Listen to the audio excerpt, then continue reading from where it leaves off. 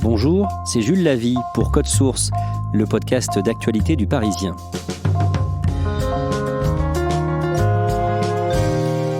L'affaire des bébés nés sans bras a fait irruption dans l'actualité il y a 2 ans. Dans l'Ain, le Morbihan et en Loire-Atlantique, plusieurs enfants sont nés avec ce handicap dans les années 2000 ou 2010, dans des secteurs géographiques restreints. Chez Code Source, on s'est demandé où en étaient les enquêtes sanitaires, si ce mystère était résolu et dans quel état d'esprit se trouvaient aujourd'hui les familles concernées. Claudia Prolongeau.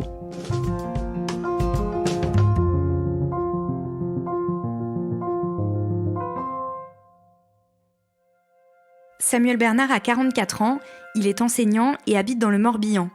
Avec son épouse, il a eu 4 enfants, 2 filles et 2 garçons. La maman, je l'ai rencontrée dans un établissement scolaire en Picardie lorsque j'étais un jeune enseignant qui débutait. C'était en 2003 et nous nous sommes mariés en 2011. Leur premier enfant naît la même année.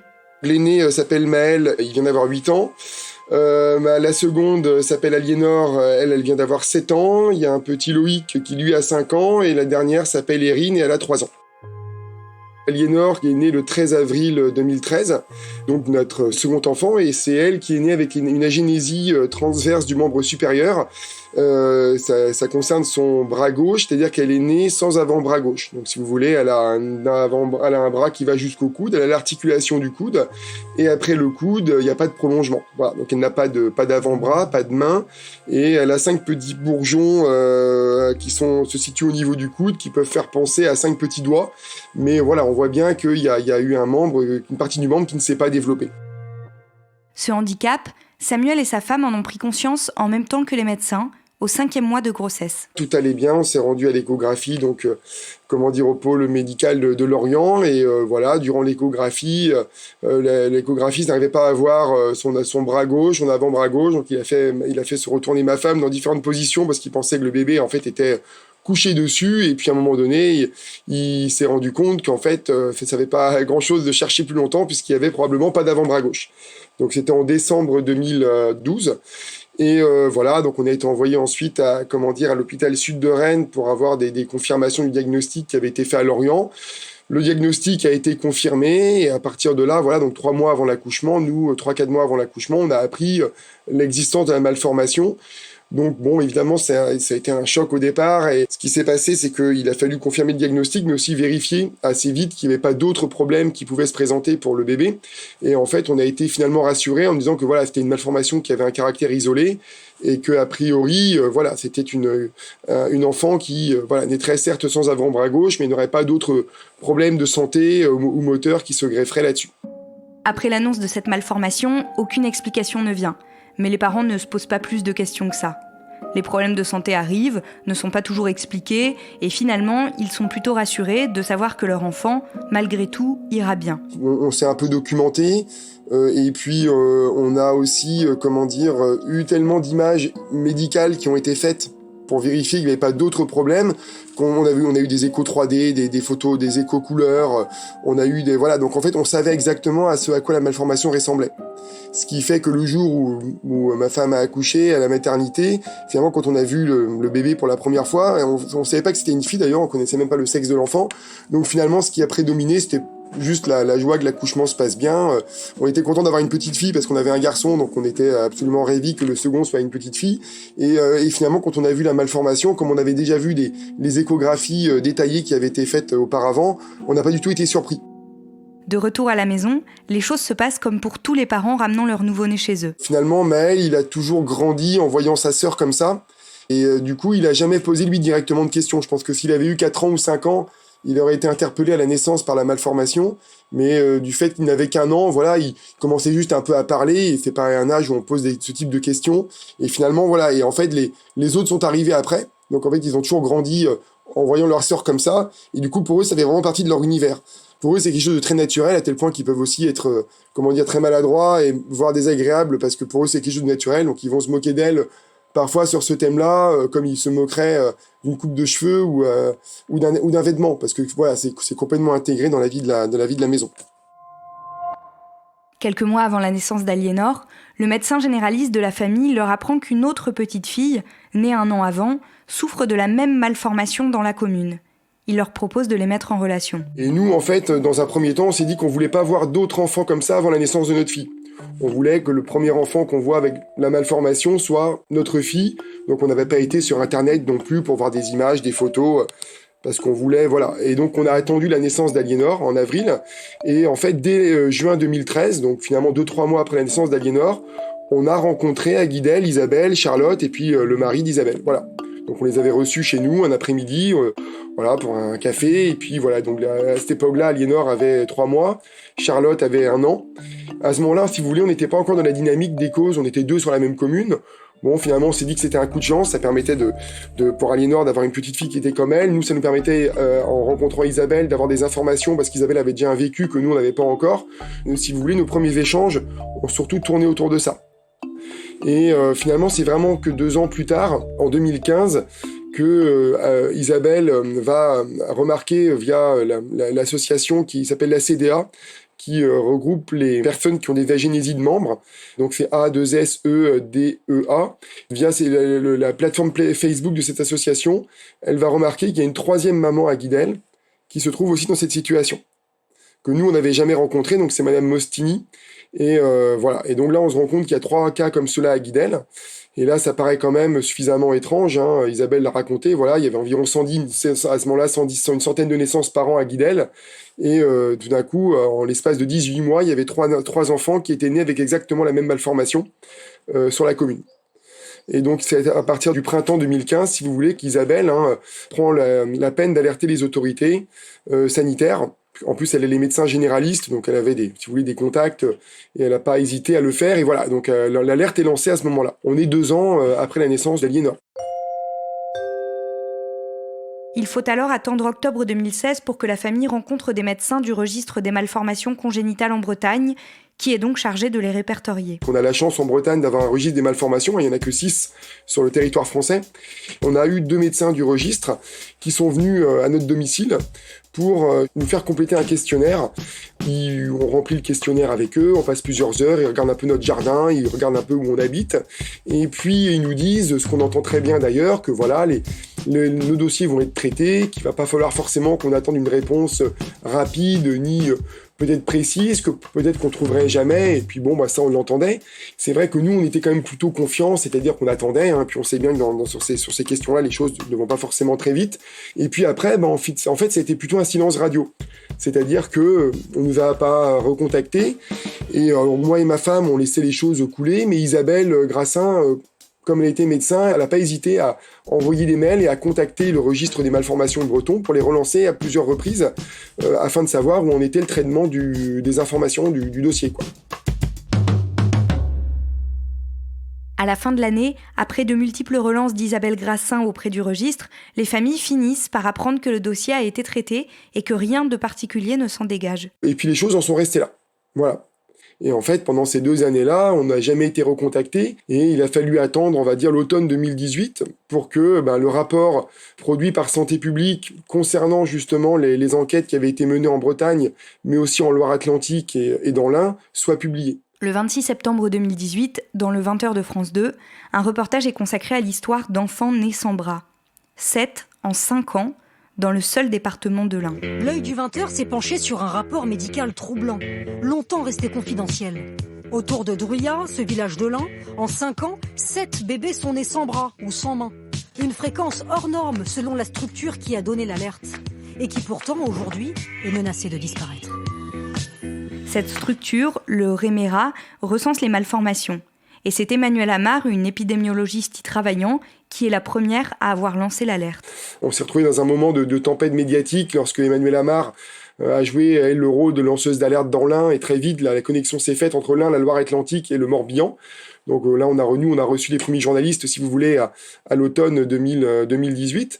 Et dans les semaines qui ont suivi, Santé publique a publié le rapport. Jeudi 4 octobre 2018, Samuel apprend via des journalistes que le rapport de Santé publique France a été publié et qu'il reconnaît un excès de cas, mais ne donne aucune explication, et que les autorités sanitaires en restent là. C'est là, véritablement, qu'on a pris conscience qu'on s'était moqué de nous et que finalement... Voilà, on était venu nous voir pour la forme. Il y a une enquête qui avait été certes menée, mais que c'était pas du tout une enquête approfondie, que ça avait été uniquement une consultation de base de données. C'est vrai que nous, naïvement, voilà, on a pensé que le médecin qui était venu chez nous allait prolonger cette interview par une enquête de terrain. Donc on a tenté bien sagement. Et là, tout d'un coup, on s'est rendu compte que non seulement tout ça avait été mis de côté alors que nos cas avaient été étudiés depuis 2016. En 2018, on avait mis tout ça de côté et ça est ressorti, on va dire, sous la pression des médias. Et on a vu, donc il y avait cet élément-là qui était quand même très désagréable. Et puis d'autre part, on a constaté que les enquêtes menées ne nous paraissaient pas du tout suffisamment approfondies, notamment parce que on évoque quand même autour de cette affaire, même si on n'en est pas sûr, évidemment, à 100% des causes environnementales, mis à part consulter des bases de données sur des registres concernant l'eau ou les sols, où il y avait pas du tout d'enquête de terrain avec des prélèvements qui avaient été faites. Et là, on se rend compte que les choses avaient été bâclées, pour nous en tout cas, et que, voilà, en plus, on comptait même pas nous revenir vers nous communiquer les résultats. Et donc, c'est là vraiment qu'on prend conscience de l'ampleur, on va dire, du problème. On bascule sur autre chose que le simple problème de la malformation. Samuel comprend alors que les plus à même de faire avancer le dossier sont peut-être les médias. On a compris qu'effectivement, il fallait qu'on mette de la pression. Donc, on a joué le jeu des médias et de la pression médiatique. Et ensuite, on a été convié à une réunion qui avait été à l'initiative du maire de Guidel, de notre commune, et qui avait en fait que c'est en quelque sorte approprié Santé publique début novembre. Donc, un mois après, on a participé à une réunion avec tout l'état-major de Santé publique France qui a débarqué à Guidel.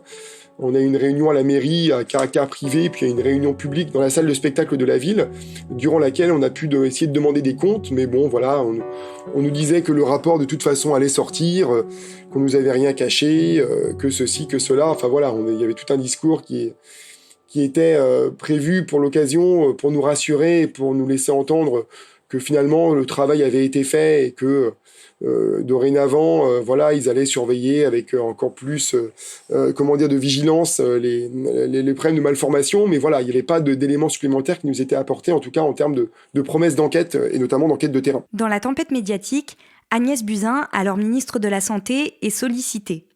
Elle décide, pour plus de transparence, de créer 2 comités afin de rouvrir l'enquête.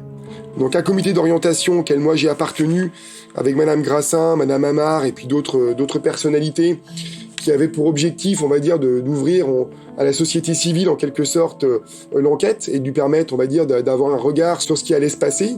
Et puis il y a eu un comité d'experts scientifiques qui de son côté a lui aussi été créé, qui avait pour objectif d'essayer de proposer une nouvelle enquête pour éventuellement déterminer les causes des malformations. Le travail principal qui a été mis en place est de lire la littérature scientifique au niveau mondial pour essayer de voir s'il y a des éléments qui peuvent déterminer des thèmes d'enquête ou des sujets d'enquête pour voir s'il y a des causes à rechercher concernant les malformations à Guidel, dans l'Ain ou en Loire-Atlantique.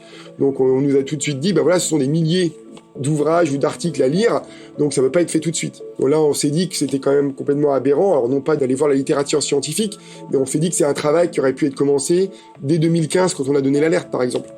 Et qu'en fait, ils attendaient 2019 pour le mettre en route, donc on a quand même perdu dans 4 ans en cours de route pour faire cette revue de littérature. Et puis du coup, ça mobilise, on va dire, le comité, et pendant ce temps-là, pas d'enquête. Alors en plus, ce rapport disait aussi que finalement, la Loire-Atlantique, il était possible que ce soit pas non plus un cluster. On cherchait un peu à faire disparaître les clusters des tablettes, et il n'y a que Guidel qui était conservé, avec la promesse d'une nouvelle enquête à Guidel. Ils ont chargé la direction régionale de l'agriculture et de l'alimentation d'aller interviewer des agriculteurs de notre secteur, de notre lieu de vie, pour essayer de recueillir des données sur, des pesticides ou des traitements qu'ils auraient utilisés il y a maintenant 6, 7, 8 ans, quoi. Donc on en est là. A priori, l'enquête, cette fameuse interview d'agriculteurs dans notre secteur est terminée, mais nous, on n'a toujours pas eu de rendu ou de résultats officiels qui nous ont été transmis.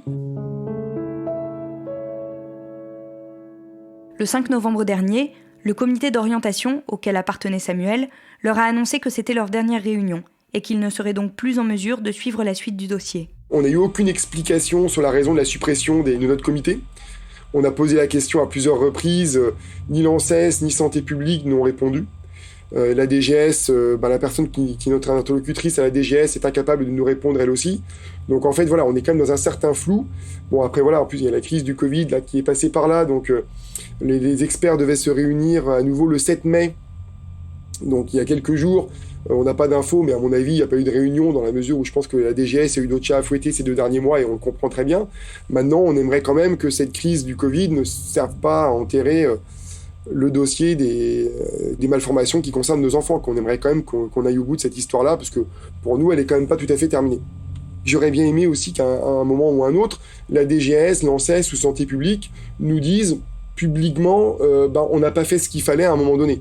Que quelqu'un dise on s'est mis trop tard au travail, on n'a pas pris les choses au sérieux, on n'était pas outillé pour le faire, ça on nous l'a jamais dit. Et comment votre fille, Aliénor, appréhende son handicap et vit avec aujourd'hui ? Bon, il y a des choses qu'elle a du mal à faire ou qu'elle peut pas forcément faire facilement, mais bon voilà, elle fait de la danse depuis qu'elle a 4 ans. Elle fait aussi du piano depuis cette année. Donc voilà, elle est quand même dans un univers où elle fait pas mal de choses, un peu comme tout le monde, même si de temps en temps, voilà, il y a des éléments qui viennent lui rappeler son handicap et sa malformation. On a le sentiment qu'elle le vit plutôt bien, avec parfois des coups de blues, quoi, évidemment. Nous, on essaie d'être vigilants, mais pas non plus de ne pas non plus la surprotéger, parce que voilà, elle est dans une fratrie, ils sont 4, donc si on commence à la mettre, elle, la couver davantage que les autres, bon, il va y avoir des jalousies, et voilà, il faut aussi qu'elle se confronte à la réalité. Dans l'ensemble, voilà, pour l'instant, ça se passe bien. Après, on sait qu'il y aura d'autres étapes, il y aura notamment l'adolescence, où ça risque d'être un peu plus compliqué par rapport au rapport au corps, à l'esthétique, etc. Donc, ce sera sûrement un cap à passer pour elle, mais pour l'instant, voilà, les choses, voilà, elle est relativement coquette. Elle met des robes, elle n'hésite pas à se promener les bras nus. Voilà, elle oublie quand même assez fréquemment sa malformation, même si de temps en temps à la plage, c'est pas évident. Voilà, les enfants viennent souvent se regrouper autour d'elle pour la regarder un peu comme une bête de foire. Donc pour elle, ça peut être des moments un peu difficiles à passer. Mais de manière générale, quand même, voilà, elle s'en sort bien. Claudia, est-ce qu'Aliénor, la fille de Samuel, a souffert du regard des autres à l'école ? Jusqu'à l'entrée à l'école, il n'y a pas du tout eu de problème, mais effectivement, c'est devenu un peu plus compliqué à l'école quand elle a dû se confronter au regard des autres. Ensuite, sa scolarité s'est très bien passée, m'a dit son père. Elle n'a pas tellement envie qu'on la regarde, elle est assez pudique, et notamment dans la rue, parfois, elle est un peu gênée, mais elle oublie quand même régulièrement sa malformation, et de manière générale, Samuel dit qu'elle s'en sort bien. Claudia, en travaillant sur le sujet, tu as appris qu'une famille du Morbihan va bientôt porter plainte contre X pour mise en danger de la vie d'autrui. D'autres familles l'avaient déjà fait. Samuel, il y pense ? Oui, il y pense, il dit que c'est pas évident parce que ce sont des démarches qui sont très longues. Après une plainte, on suit souvent le dossier pendant plusieurs années et il veut pas non plus faire du tort à sa fille qui, là, est un peu jeune, mais dans quelques années, quand elle aura 10-11 ans, pourrait se demander pourquoi son père a déposé une plainte liée à sa malformation. Donc ça le freine un petit peu, mais surtout ce qui fait qu'il n'a pas porté plainte jusqu'à maintenant, c'est parce qu'il était dans le comité créé par la ministre de la Santé. Il voulait donner une chance à ce qui semblait être mis en place pour apporter des réponses aux familles. Aujourd'hui, en fait, ils n'ont toujours pas de réponse. Visiblement, les enquêtes arrivent à leur terme. Et donc, il se dit effectivement qu'il pourrait peut-être porter plainte, non pas pour obtenir des dommages et intérêts, mais surtout pour qu'on reconnaisse publiquement que le travail fait pour trouver les causes des malformations de ses enfants n'a pas été suffisant. Merci, Claudia Prolongeau.